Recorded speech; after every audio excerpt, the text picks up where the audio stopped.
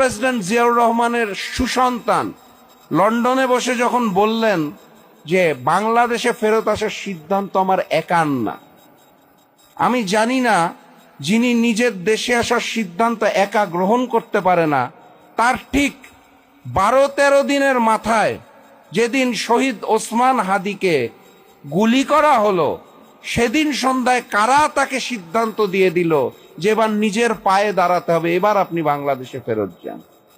আমি শহীদ প্রেসিডেন্ট জিয়াউর রহমানের সন্তান আগামীকাল দেশে আসবে, তাকে স্বাগত জানাই। বাংলাদেশের রাজনীতিতে নতুন করে তাকে সুস্বাগত জানাই।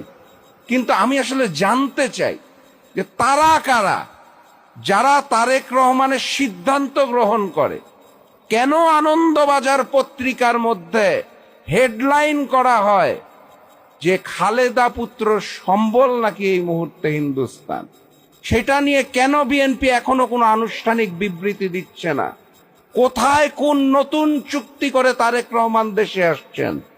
কোন জঙ্গিবাদকে নতুন করে প্রচার প্রচারণার মাধ্যমে আগামী নির্বাচনকে বিতর্কিত করার চেষ্টা করা হচ্ছে? এই উত্তরগুলা জনগণের জানার অধিকার আছে। শরীফ ওসমান হাদি আমার ভাই, যে রক্ত দিয়ে শহীদ হয়ে চলে গেছেন, তার আগে আবরার ফাহাদ শহীদ হয়ে চলে গেছেন।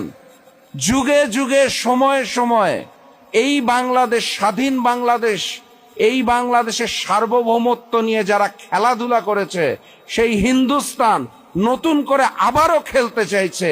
এটাই সঠিক সময়।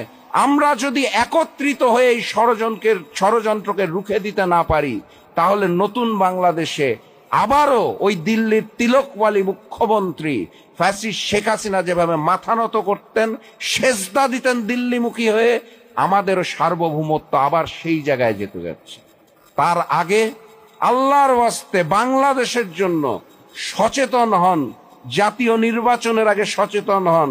হিন্দুস্তানকে মুচলেকা দিয়ে যারা নতুন করে রাজনীতি করতে চাইছে, তাদেরকে রুখে দিন। কারণ আমরা ওই নয়া বন্দোবস্ত ফ্যাসিবাদের পদধ্বনি আর নতুন করে শুনতে চাই না। শহীদ প্রেসিডেন্ট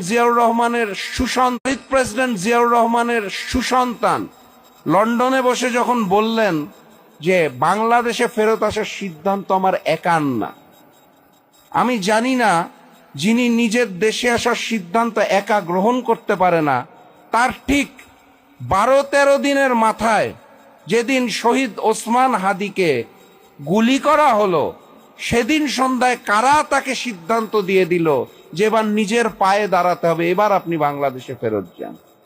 আমি